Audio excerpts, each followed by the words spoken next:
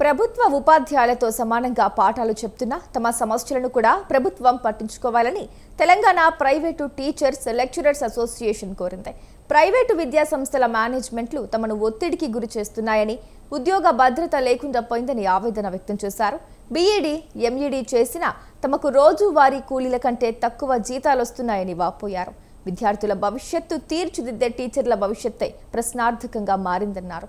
తెలంగాణలో ప్రైవేటు టీచర్ల సమస్యలకు సంబంధించి ప్రైవేటు టీచర్స్ లెక్చరర్స్ ఫెడరేషన్ అధ్యక్షుడు విజయ్ కుమార్తో మా ప్రతినిధి విశాల్ ఫేస్ టు ఫేస్.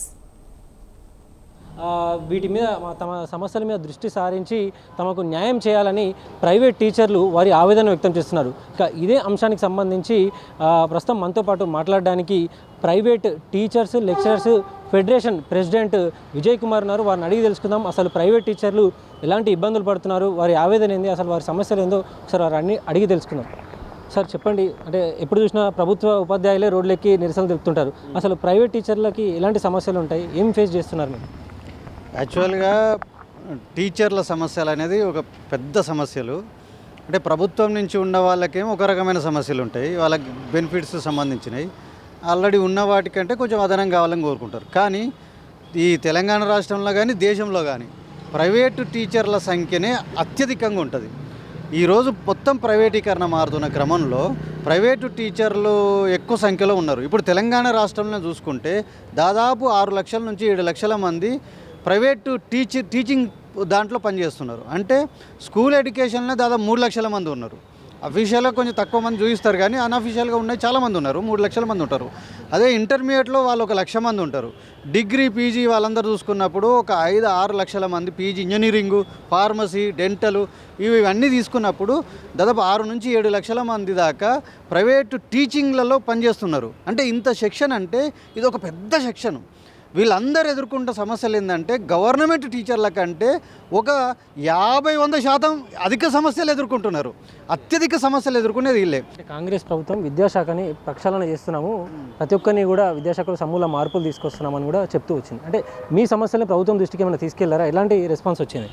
మేము గత బీఆర్ఎస్ ప్రభుత్వం ఉన్నప్పుడు గత సంవత్సరంన్నర క్రితంలో వాళ్ళ దృష్టికి, అప్పుడున్న విద్యాశాఖ మంత్రి దృష్టికి తీసుకెళ్ళినాం. దాన్ని అసెంబ్లీలో కూడా చర్చించాలని చెప్పేసి డిస్కస్ చేసి చెప్పినాం. అట్లాగే విద్యాశాఖ సెక్రటరీకి వాళ్ళ దృష్టికి కూడా తీసుకెళ్ళాం. మెమరాండం ఒక్కసారిగా 2-3 సార్లు ఇచ్చినాం.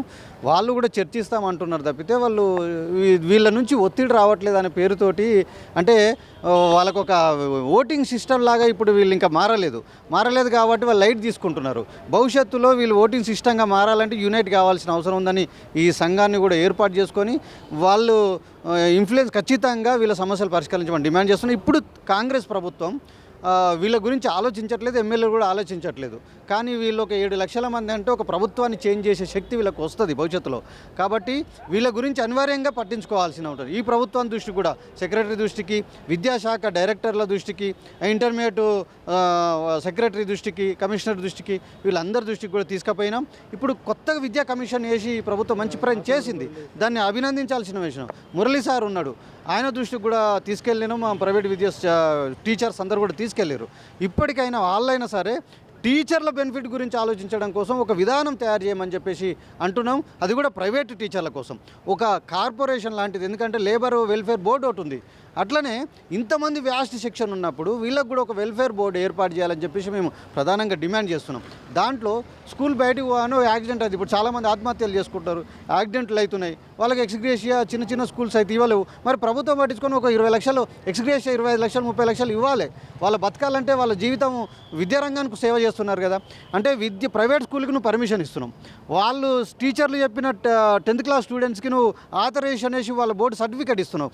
మళ్ళీ అటువంటప్పుడు నువ్వు వాళ్ళ గురించి పట్టించుకోవాల్సిన బాధ్యత ఈ ప్రభుత్వాలకే ఉంది అని చెప్పేసి మేము ప్రధానంగా డిమాండ్ చేస్తున్నాం. అదే సందర్భంలో ప్రైవేటు విద్యా సంస్థలు మీ దాంట్లో మీరు దోపిడీ చేయడం కోసం కాదు కదా, విద్యా సంస్థ అంటేనే సేవ కోసం ఏర్పాటు చేసింది. మరి అటంపటప్పుడు విద్యార్థుల నుంచి ఫీజులు వసూలు చేస్తున్నప్పుడు కనీసం 35,000 పట్టణాలలో మినిమం ఫీజు, అంటే కొత్తగా వచ్చిన వాళ్ళకే మినిమం జీతము ఎంత 35,000 ఉండాలని చెప్పి మేము డిమాండ్ చేస్తున్నాం. జిల్లాలలో కొంచెం ఏదన్నా వాళ్ళకి సర్టిఫికేట్స్ ఏమైనా తక్కువ ఉంటే వాళ్ళకి మినిమం 25,000 ఇవ్వాలంటున్నాం.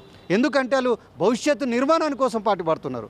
ప్రైవేట్ టీచర్లకు సంబంధించి ఒక పరిరక్షణ చర్యలు తీసుకోవాలి, ఒక వెల్ఫేర్ బోర్డును ఏర్పాటు చేయాలని Telangana private teachers lecturers federation అధ్యక్షుడు విజయ్ కుమార్ తెలియజేస్తున్నారు. కెమెరామ్యాన్ జానకితో